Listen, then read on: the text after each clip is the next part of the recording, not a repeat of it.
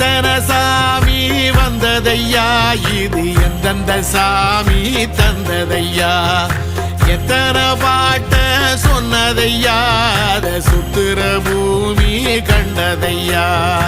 அடிச்சு வீசும் காத்துலையும் அந்த தகப்பனாச சுத்துதையா,